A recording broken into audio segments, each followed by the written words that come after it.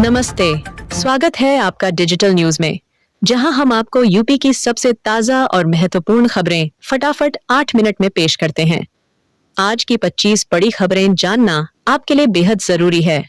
रोजाना यूपी की news update पाने के लिए हमारे चैनल डिजिटल न्यूज को सब्सक्राइब करना न भूलें।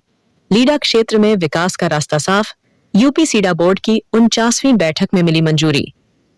कानपुर के यूपी सीडा मुख्यालय में हुई यूपी सीडा बोर्ड की 49वीं बैठक में कई अहम प्रस्तावों को स्वीकृति दी गई। बैठक में पूर्ववर्ती लीडा, लखनऊ औद्योगिक विकास प्राधिकरण के अधिसूचित 30,767 हेक्टेयर क्षेत्रफल में सुनियोजित विकास की मंजूरी दी गई है। इस फैसले से औद्योगिक विकास, निवेश में बढ़ोतरी और रोजगार सृजन को बढ़ावा मिलेगा। यूपी सीडा के अधिकारियों ने बताया कि अब इस क्षेत्र में उद्योगों के लिए भूमि आवंटन, सड़कों और अन्य सुविधाओं के विकास प्रक्रिया तेज की जाएगी। अलीगढ़ में वंदे मातरम का विरोध करने वाले शिक्षक पर मुकदमा दर्ज। उत्तर प्रदेश के अलीगढ़ जिले के एक सरकारी स्कूल में वंदे मातरम का विरोध करने और सहकर्मियों को धमकी देने वाले शिक्षक पर अब मुकदमा दर्ज कर लिया गया है। बताया जा रहा है कि शिक्षक ने स्कूल में राष्ट्रगीत गाने का विरोध किया था, जिसके बाद शिक्षा विभाग ने उन्हें निलंबित कर दिया था। मामले की गंभीरता को देखते हुए अब विभागीय जांच भी शुरू कर दी गई है। पुलिस ने संबंधित धाराओं में रिपोर्ट दर्ज कर ली है और मामले की जांच जारी है। प्रशासन ने कहा है कि राष्ट्रगीत का अपमान किसी भी हाल में बर्दाश्त नहीं किया जाएगा। विदेश गए लोगों का होगा सत्यापन, सरकार ने जारी किए निर्देश। केंद्र और प्रदेश सरकार के साथ साइबर मुख्यालय की ओर से विदेश गए लोगों के सत्यापन के आदेश जारी किए गए हैं। इसके तहत प्रदेश के सभी जिलों में ऐसे लोगों की जांच कराई जा रही है जो पिछले कुछ वर्षों में विदेश गए हैं। अधिकारियों को निर्देश दिए गए हैं कि संदिग्ध प्रवासियों की जानकारी एकत्र कर सत्यापन रिपोर्ट जल्द भेजी जाए। साथ ही विदेश जाने वालों का मंडलवार डाटा भी इस पत्राचार के साथ साझा किया गया है, ताकि पहचान और जांच की प्रक्रिया में तेजी लाई जा सके। यह कदम सुरक्षा व्यवस्था को मजबूत करने और साइबर अपराधों पर लगाम लगाने के उद्देश्य से उठाया गया है। लखनऊ में दरोगा 30,000 की घूस लेते रंगे हाथ गिरफ्तार। लखनऊ में एंटी करप्शन टीम ने बड़ी कार्रवाई करते हुए एक दरोगा को 30,000 रुपए की रिश्वत लेते रंगे हाथ पकड़ लिया। मामला सुशांत गोल्फ सिटी थाने का है, जहां दरोगा मुकदमे में फाइनल रिपोर्ट लगाने के नाम पर पैसे मांग रहा था। वह फिनिक्स प्लासियो मॉल के गेट नंबर 7 के पास घूस ले रहा था। सूचना मिलते ही एंटी करप्शन टीम ने मौके पर छापा मारकर आरोपी दरोगा को रंगे हाथ गिरफ्तार कर लिया। टीम ने रिश्वत की रकम भी बरामद कर ली है। फिलहाल आरोपी से पूछताछ जारी है। दिल्ली ब्लास्ट मामले में बड़ा खुलासा।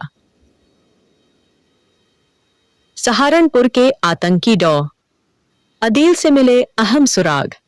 दिल्ली ब्लास्ट मामले में सुरक्षा एजेंसियों ने जांच तेज कर दी है। सहारनपुर से पकड़े गए आतंकी डॉक्टर अदील के मोबाइल फोन और लैपटॉप से श्रीनगर पुलिस को कई अहम सुराग मिले हैं। व्हाट्सएप चैट से पता चला है कि डॉक्टर अदील आतंकी संगठन जैश-ए-मोहम्मद से ट्रेनिंग लेकर भारत लौटा था। उसने सहारनपुर को अपना सुरक्षित ठिकाना बनाया था और वहीं से नेटवर्क सक्रिय कर रहा था। एजेंसियां अब उसके संपर्कों और ब्लास्ट कनेक्शन की गहराई से जांच कर रही हैं। दिल्ली ब्लास्ट के बाद यूपी में हाई अलर्ट, मेरठ पहुंचे डिप्टी सीएम ब्रजेश पाठक का बयान। स्रोत लाइव हिंदुस्तान, मेरठ। दिल्ली ब्लास्ट मामले के बाद उत्तर प्रदेश में सुरक्षा एजेंसियां पूरी तरह सक्रिय हो गई हैं। मेरठ पहुंचे डिप्टी सीएम ब्रजेश पाठक ने कहा कि दिल्ली की घटना के बाद सभी एजेंसियां जांच में जुटी हैं और जो भी दोषी पाया जाएगा उसके खिलाफ सख्त कार्रवाई की जाएगी। उन्होंने बताया कि पूरे प्रदेश में हाई अलर्ट जारी किया गया है। सभी जिलाधिकारियों और पुलिस अधिकारियों के विशेष सतर्कता बरतने के निर्देश दिए गए हैं। डिप्टी सीएम ने कहा कि सरकार किसी भी तरह की लापरवाही बर्दाश्त नहीं करेगी और शांति व्यवस्था बनाए रखना सरकार की सर्वोच्च प्राथमिकता है। टेंगरा मोड़ बना हादसों का हब, तेज रफ्तार और अतिक्रमण से बढ़ रहा खतरा। टेंगरा मोड़ को दुर्घटनाओं का हब कहा जाए तो अतिशयोक्ति नहीं होगी। यहाँ वाहनों की तेज रफ्तार, ठेले वालों का अतिक्रमण और सड़क किनारे की अव्यवस्था हादसों की बड़ी वजह बन चुकी है। हर मोड़ पर खड़े ठेले और अवैध दुकानों से ट्रैफिक जाम की स्थिति बनी रहती है। स्थानीय लोगों का कहना है कि प्रशासन की लापरवाही और पुलिस की अनदेखी के कारण यह इलाका लगातार खतरनाक बनता जा रहा है। आए दिन छोटे बड़े हादसे हो रहे हैं, जिससे लोगों में भय का माहौल है। लोगों ने मांग की है कि जल्द कार्रवाई कर अतिक्रमण हटाया जाए। यूपी में ऑनलाइन अटेंडेंस फॉर्मूला तय। ईटीब का नहीं है। शिक्षकों ने उठाई ईएल की मांग। उत्तर प्रदेश शासन ने बेसिक शिक्षा विभाग के प्राइमरी शिक्षकों की ऑनलाइन उपस्थिति दर्ज करने का नया फॉर्मूला जारी किया है। अब शिक्षकों को हर दिन निर्धारित समय पर पोर्टल पर अपनी अटेंडेंस लगानी होगी। शासन का कहना है कि इससे पारदर्शिता और जवाबदेही बढ़ेगी। हालांकि शिक्षक संगठनों ने इसका विरोध किया है। उनका कहना है कि पहले राज्य सरकार लंबित अर्जित अवकाश ईएल जारी करे, फिर नई व्यवस्था लागू की जाए। शिक्षकों ने चेतावनी दी है कि यदि मांगे नहीं मानी गई तो वे आंदोलन का रास्ता अपनाएंगे। साधारण से दिखने वाले लड़के के बैग से गिरने लगी 500 की नोटों की गड्डियां। पुलिस भी रह गई हैरान। पंडित दीनदयाल उपाध्याय जंक्शन पर उस समय अफरा तफरी मच गई, जब एक साधारण दिखने वाले युवक के बैग से 500 रुपए के नोटों की गड्डियां गिरने लगी। आरपीएफ और जीआरपी के जवानों ने तुरंत उसे रोक लिया। पूछताछ में युवक घबरा गया और पैसों के स्रोत की जानकारी नहीं दे सका। पुलिस ने नकदी जब्त कर ली है और युवक को हिरासत में लेकर आगे की जांच शुरू कर दी है। बाराबंकी में पटाखा फैक्ट्री में भीषण धमाका, कई लोगों की मौत। उत्तर प्रदेश के बाराबंकी जिले में बुधवार को एक पटाखा फैक्ट्री में जबरदस्त धमाका हुआ, जिससे आसपास के इलाके में हड़कंप मच गया। धमाके की आवाज कई किलोमीटर दूर तक सुनी गई। प्रारंभिक जानकारी के अनुसार इस हादसे में कई लोगों की मौत हो गई और कई घायल हैं। मौके पर पुलिस और फायर ब्रिगेड की टीम पहुंच चुकी है और राहत बचाव अभियान जारी है। घायलों को नजदीकी अस्पताल में भर्ती कराया गया है। धमाके के कारण आसपास के घरों की दीवारें और छतें भी क्षतिग्रस्त हो गई हैं। प्रशासन ने फैक्ट्री मालिक के खिलाफ जांच के आदेश दिए हैं। जनजातीय समाज के विकास पर सरकार का फोकस। सीएम योगी ने किया बड़ा ऐलान। लखनऊ में मुख्यमंत्री योगी आदित्यनाथ ने भगवान बिरसा मुंडा की 150वीं जयंती पर जनजातीय भागीदारी उत्सव का शुभारंभ किया। इस अवसर पर उन्होंने कहा कि सरकार जनजातीय समाज के समग्र विकास के लिए प्रतिबद्ध है। कार्यक्रम में शिक्षा, स्वास्थ्य, आवास, रोजगार और सांस्कृतिक संरक्षण से जुड़ी योजनाओं पर चर्चा की गई। सीएम योगी ने कहा कि जनजातीय समुदाय देश की असली ताकत हैं और उनके उत्थान के लिए सरकार हर संभव प्रयास कर रही है। उत्तर प्रदेश की योगी सरकार ने प्रदेश के 17 जिलों के 21 राजकीय इंटर कॉलेजों में इंडोर मिनी स्टेडियम के निर्माण की मंजूरी दी है। यह फैसला राज्य में खेलों के प्रति युवाओं की बढ़ती रुचि और भागीदारी को ध्यान में रखते हुए लिया गया है। सरकार का उद्देश्य ग्रामीण और शहरी क्षेत्रों में खेल प्रतिभाओं को प्रोत्साहन देना और उन्हें बेहतर सुविधाएं उपलब्ध कराना है।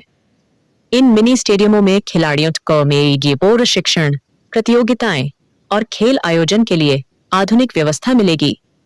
यह पहल प्रदेश में खेल संस्कृति को मजबूत करने की दिशा में अहम कदम मानी जा रही है।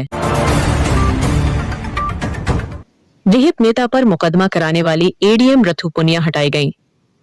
उत्तर प्रदेश के पीलीभीत जिले में तैनात एडीएम रथु पुनिया को शासन ने हटा दिया है। उन्होंने हाल ही में विहिप नेता के खिलाफ मुकदमा दर्ज कराया था, जिसके बाद यह कार्रवाई की गई। शासन ने उन्हें पीलीभीत से हटाकर प्रतीक्षारत सूची में डाल दिया है। उनकी जगह मथुरा से वृंदावन विकास प्राधिकरण के कार्याधिकारी रहे प्रसून द्विवेदी को पीलीभीत का नया एडीएम नियुक्त किया गया है। यह बदलाव प्रशासनिक हलकों में चर्चा का विषय बना हुआ है। फार्मर रजिस्ट्री में सुस्ती पर मुख्य सचिव सख्त। उत्तर प्रदेश में फार्मर रजिस्ट्री कार्य की धीमी प्रगति पर मुख्य सचिव एसपी गोयल ने नाराजगी जताई है। उन्होंने सभी जिलाधिकारियों को निर्देश दिया कि 1 सप्ताह के भीतर तय लक्ष्य के अनुरूप प्रगति सुनिश्चित की जाए। गोयल ने कहा कि सरकार की प्राथमिकता वाले इस कार्य में किसी भी स्तर पर लापरवाही बर्दाश्त नहीं की जाएगी। उन्होंने चेतावनी दी कि जिन अधिकारियों और कर्मचारियों ने काम में रुचि नहीं दिखाई, उनके खिलाफ सख्त अनुशासनात्मक कार्रवाई की जाएगी। बैठक में समीक्षा के दौरान कई जिलों में प्रगति अपेक्षा से कम पाई गई, जिस पर मुख्य सचिव ने कड़ा रुख अपनाया। लापरवाही पर कार्रवाई। कानपुर मंडल के सहायक आयुक्त औषधि समेत निरीक्षक हटाए गए। लापरवाही बरतने के आरोप में कानपुर मंडल के सहायक आयुक्त औषधि दिनेश कुमार तिवारी और कानपुर नगर में तैनात औषधि निरीक्षक पर सख्त कार्रवाई की गई है। दोनों अधिकारियों को उनके पदों से हटाकर लखनऊ मुख्यालय से अटैच कर दिया गया है। बताया जा रहा है कि विभागीय कार्यों में लापरवाही और दवा जांच व्यवस्था में अनियमितताओं की शिकायतों के बाद यह निर्णय लिया गया। शासन ने स्पष्ट किया है कि दवाओं की गुणवत्ता और निरीक्षण कार्यों में किसी भी प्रकार की लापरवाही बर्दाश्त नहीं की जाएगी। खेत से निकली चांदी के सिक्कों से भरी मटकी, मची लूट। फिरोजाबाद जिले में उस समय हड़कंप मच गया जब एक खेत की खुदाई के दौरान चांदी के प्राचीन सिक्कों से भरी मटकी निकल आई। देखते ही देखते मौके पर ग्रामीणों की भीड़ जुट गई। बताया जा रहा है कि मटकी टूटने पर चांदी के सिक्के चारों ओर बिखर गए, जिन्हें उठाने के लिए लोगों में अफरा तफरी मच गई। कुछ लोगों ने सिक्के जेब में भर लिए, जबकि अन्य वीडियो बनाते रहे। सूचना पर पुलिस भी मौके पर पहुंची और भीड़ को नियंत्रित किया। अब सिक्कों को कब्जे में लेकर जांच शुरू कर दी गई है कि ये सिक्के किस काल के हैं और खेत में कैसे दबे थे। लखनऊ में 26 नवंबर को होगा संविधान सम्मान सम्मेलन। लखनऊ में प्रदेश कांग्रेस का पिछड़ा वर्ग ये विभाग 26 नवंबर को संविधान सम्मान सम्मेलन नेस आयोजित करेगा। इस सम्मेलन का मुख्य उद्देश्य गांव-गांव तक जाकर पिछड़े वर्गों और दलितों को उनके संवैधानिक अधिकारों के प्रति जागरूक करना है। कांग्रेस नेताओं का कहना है कि आज संविधान की संस्थाओं का अस्तित्व और स्वायत्तता खतरे में है। ऐसे माहौल में संविधान की रक्षा और सामाजिक न्याय की मजबूती के लिए लोगों में जागरूकता फैलाना जरूरी है। इस सम्मेलन में कई वरिष्ठ कांग्रेस नेता और सामाजिक कार्यकर्ता शामिल होंगे। गोरखपुर गोंडा रूट पर 26 पैदल अंडरपास बनेंगे। गोरखपुर गोंडा रेल रूट पर यात्रियों और आसपास की आबादी की सुविधा के लिए बड़ा कदम उठाया गया है। NIR उत्तर पूर्व रेलवे प्रशासन ने इस रूट पर सेफ्टी फेंसिंग के साथ कुल 26 जगहों पर पैदल अंडरपास सबवे बनाने की मंजूरी दी है।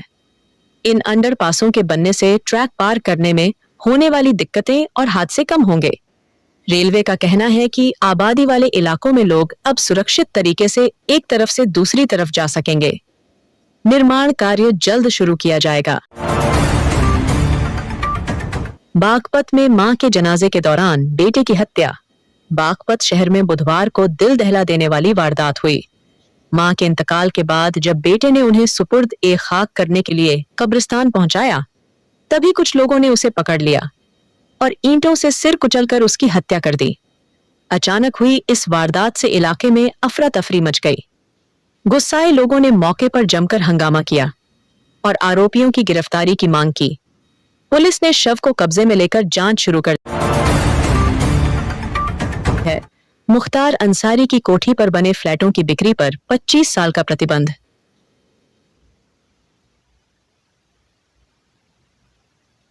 लखनऊ विकास प्राधिकरण LDA ने डालीबाग स्थित मुख्तार अंसारी की कोठी को ध्वस्त कर गरीबों के लिए बनाए गए फ्लैटों को लेकर बड़ा निर्णय लिया है।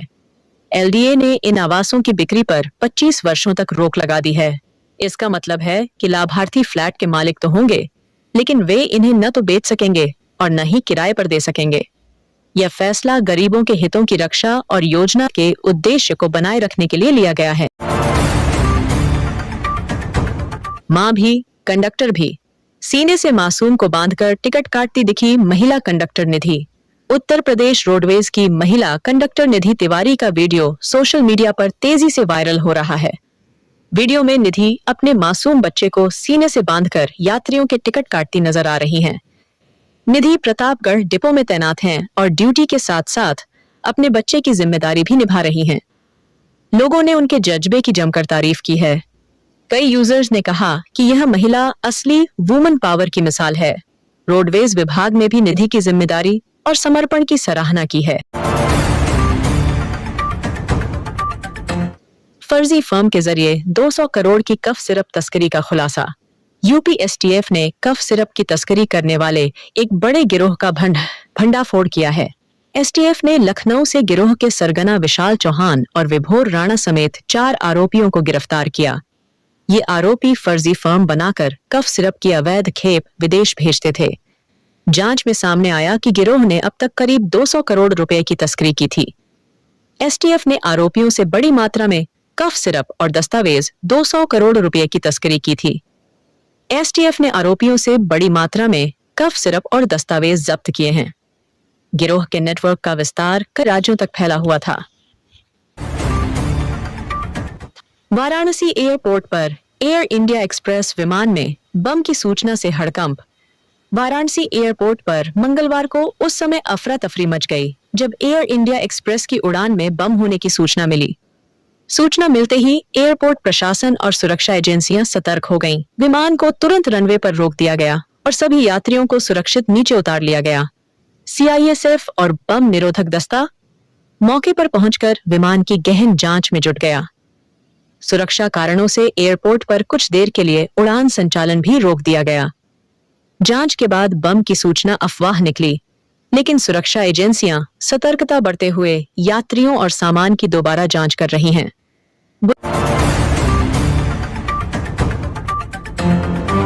बुलंदशहर गैंगरेप हत्या पीड़ित परिवार ने छोड़ा शहर। बुलंदशहर में 2018 के चर्चित छात्रा गैंगरेप और हत्या मामले में पीड़ित परिवार ने पुलिस सुरक्षा हटाए जाने के बाद शहर छोड़ दिया है। परिवार ने दहशत के माहौल में अपना मकान बेचकर बुलंदशहर से पलायन कर लिया। परिजनों का कहना है कि उन्हें अब भी जान का खतरा है, लेकिन प्रशासन ने सुरक्षा वापस ले ली। इस मामले में निचली अदालत ने तीनों दोषियों को फांसी की सजा सुनाई थी, जिसे बाद में हाईकोर्ट ने उम्र कैद में बदल दिया। परिजन लगातार सुरक्षा की मांग कर रहे थे, पर कार्रवाई न होने से वे डर के साए में जीने को मजबूर थे। घटना के बाद स्थानीय लोगों में भी आक्रोश है।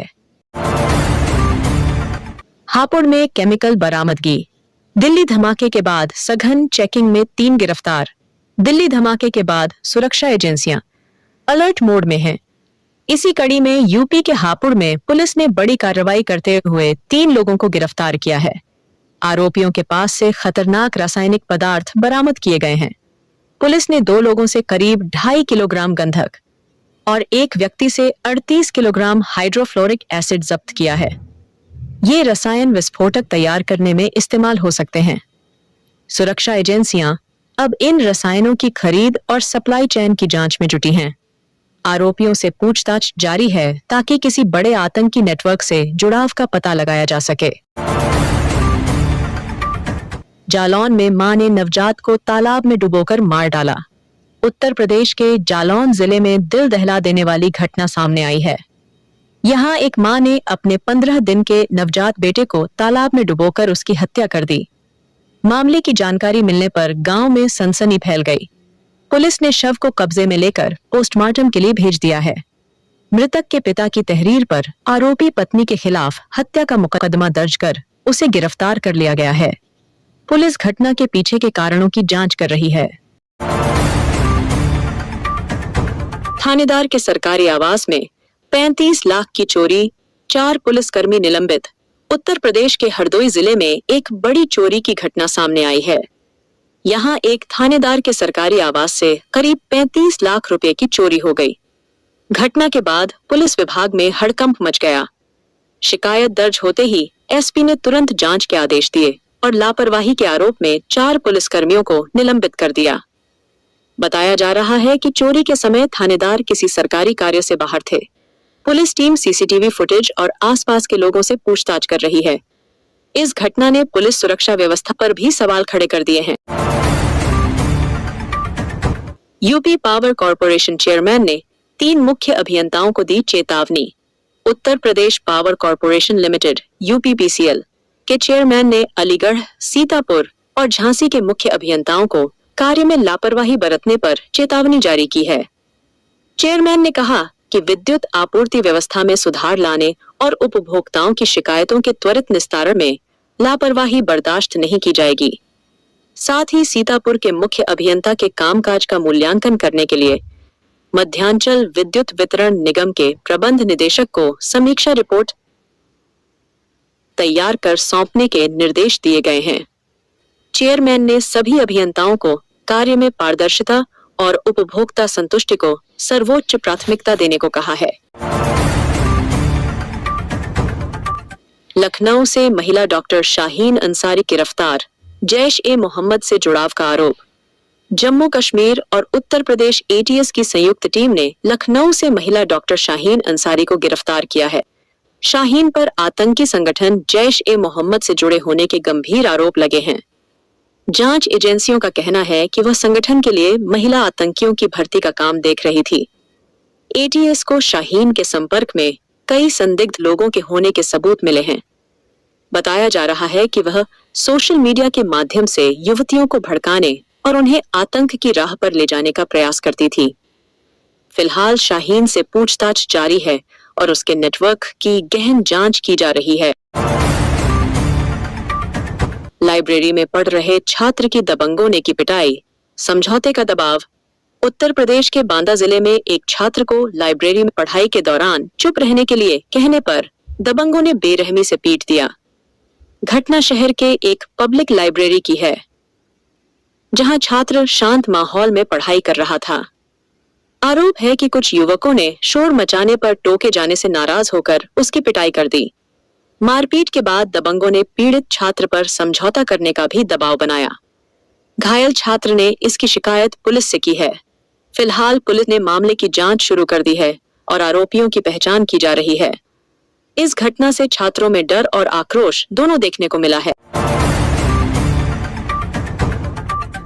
स्वामी प्रसाद मौर्य का बागेश्वर बाबा पर बड़ा हमला।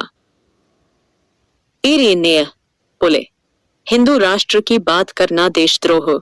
समाजवादी पार्टी के वरिष्ठ नेता स्वामी प्रसाद मौर्य ने बागेश्वर धाम के प्रमुख धीरेन्द्र शास्त्री पर तीखा हमला बोला है।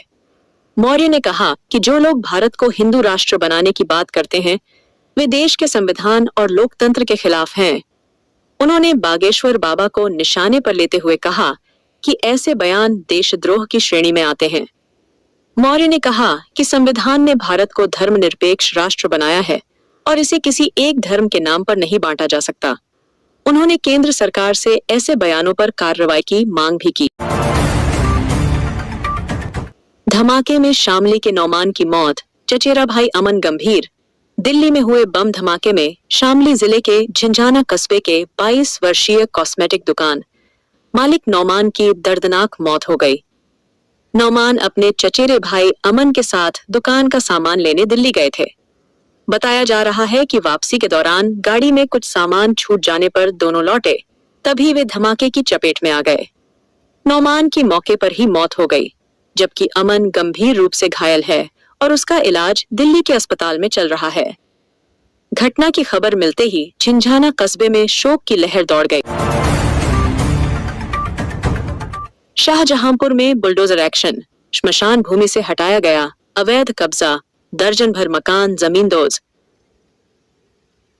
दाल मंडी में भारी सुरक्षा के बीच नोटिस चस्पा, ड्रोन से निगरानी। वाराणसी के दाल मंडी इलाके में चौड़ीकरण अभियान को लेकर मंगलवार को प्रशासन ने भारी पुलिस बल की मौजूदगी में नोटिस चस्पा किए। इस दौरान क्षेत्र में ड्रोन से निगरानी की गई ताकि किसी अप्रिय घटना को रोका जा सके। वहीं स्थानीय व्यापारियों और निवासियों ने दुकानें बंद रखकर और काली पट्टी बांधकर विरोध जताया। लोगों का कहना है कि बिना उचित पुनर्वास योजना के तोड़फोड़ अनुचित है। प्रशासन ने स्पष्ट किया है कि यह कार्रवाई नगर विकास योजना के तहत की जा रही है। विरोध के बावजूद अभियान जारी रहेगा। मुझे उम्मीद है कि यह 25 बड़ी खबरें आपको अच्छी लगी होंगी। अगर आप रोजाना उत्तर प्रदेश की महत्वपूर्ण और ताजा खबरों से अपडेट रहना चाहते हैं, तो हमारे चैनल अप डिजिटल न्यूज को सब्सक्राइब जरूर करें और नोटिफिकेशन बेल को